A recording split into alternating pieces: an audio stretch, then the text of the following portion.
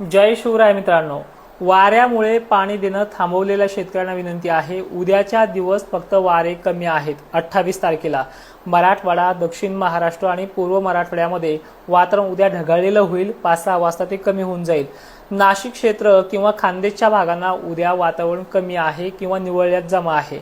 परत पुन्हा 29 तारखेला 28 तारखेला हे वातावरण कमी आहे, पण 29 तारखेला पुन्हा वातावरण वारे वगैरे सगळीकडे वाहणार आहे। त्यामध्ये मराठवाडा आहे, दक्षिण महाराष्ट्र आहे, खानदेशही आहे आणि नाशिक क्षेत्रात तर खूपच वारे आहेत। त्यामुळे आता उद्याच्या दिवस का पाणी देऊ शकता, कांदा वगैरे निचरा होणाऱ्या भागात कमी व्यवस्थित पाणी द्या, पण जिथे पाण्याचा उतार बरा आहे त्या भागामध्ये तुम्ही पाणी मोकळं दिले तरी चालेल। पण आता पाणी तरी किती दिवस बंद ठेवताय, कारण की वारे हे 2 दिवसाला 3 दिवसाला पुन्हा असेच ऍक्टिव्ह होतील। आपल्या पद्धतीने आता ते नियोजन तुम्हाला करावं लागणार आहे।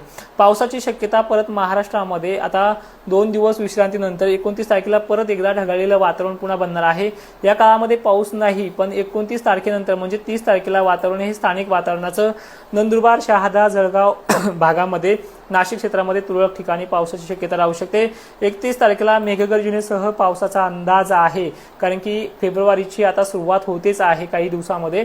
पण 31 तारखेला नंदुरबार, शहादा, जळगाव तुरळक ठिकाणी आणि नाशिक क्षेत्रात मोजक्या ठिकाणी दुपारनंतर दिवस मावळता ऍक्टिव्हिटी राहू शकते। एखादा दिवस मागे पुढे डोंगराळ भागामध्ये ही परिस्थिती राहण्याचा अंदाज आहे। त्यानंतर 1 तारखेला सुद्धा नाशिक क्षेत्रामध्ये तुरळक ठिकाणी, धुळे, जळगाव मोजक्या ठिकाणी अशी परिस्थिती आहे।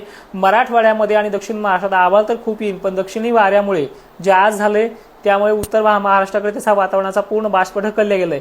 तसंच परवाच्या दिवशी सुद्धा म्हणजे 29 तारखेला वारे खूप वाहतील, ढगाळलेली परिस्थिती होणार आहे परवाच्या दिवशी सुद्धा। पण त्या ढगाळलेल्या वातावरणाचा पूर्ण जो दिशा आहे ती जळगाव, खानदेशकडील भागामध्ये असल्यामुळे परत 31 आणि 1 तारखेला इथे स्थानिक वातावरणाची भीती व्यक्त होते।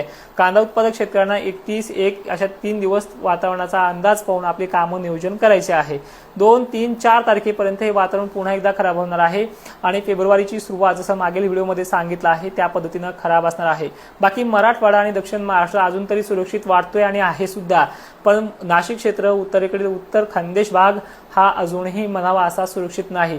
पण उद्या 28 तारखेला इथे धोका नाहीये। 29 तारखेला वातावरण फक्त खराब होणार आहे, धुळी वगैरे खूप भयंकर असा आभाळ देखील येणार आहे।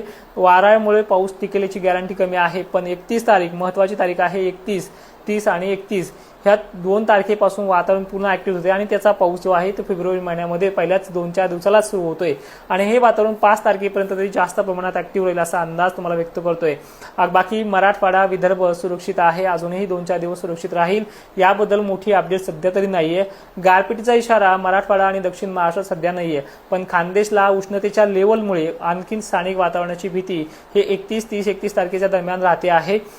आणि सगळ्यात महत्त्वाचं हे सुद्धा आहे, त्याचबरोबर अहिल्यानगर, छत्रपती संभाजीनगर, बुलढाणा, जळगाव या भागांनी अजूनही पुढच्या 3 दिवसानंतर आपलं नियोजन व्यवस्थित करायचं आहे।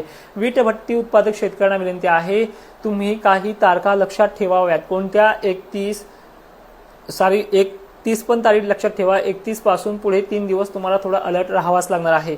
बाकी दुसरी महत्त्वाची गोष्ट अशी आहे की 1 फेब्रुवारी, 2 फेब्रुवारी आणि 3-4 फेब्रुवारी विदर्भ, अकोला, अमरावती, बुलढाणा, जालन्याचा उत्तरेकडील भाग, देऊळगाव राजा, भोकरदन तुरळक ठिकाणी, तर धुळे वगैरे भागामध्ये मोजक्या ठिकाणी, पोलन वगैरे करणाऱ्या शेतकऱ्यांना विनंती आहे, स्थानिक वातावरणाचं वारं काऊर सुटण्याची शक्यता राहू शकते। अमरावतीसह अनेक भागांना नागपूर वगैरेचा समावेश आहे। बाकी नांदेड, लातूरला उद्या 28 तारखेला 28 जानेवारीला तुमच्या भागात स्थानिक वातावरणाचे कुठेतरी ढग येतील आणि ते दिवस मावळेपर्यंत कुठेतरी पडतील मोजक्या ठिकाणी, पण मोठा धाक नाहीये, सक्रियता बऱ्यापैकी व्यवस्थित आहे।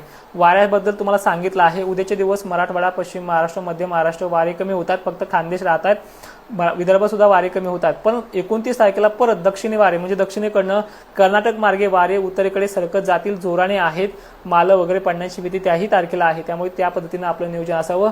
जय शिवराय, धन्यवाद। आणि अधिक माहिती आपल्या मोबाईल्समध्ये दिलेल्या ऍप्लिकेशनमध्ये, कोणत्या तोडकर हवामान अंदाज नावाच्या ऍप्लिकेशनमध्ये आहे।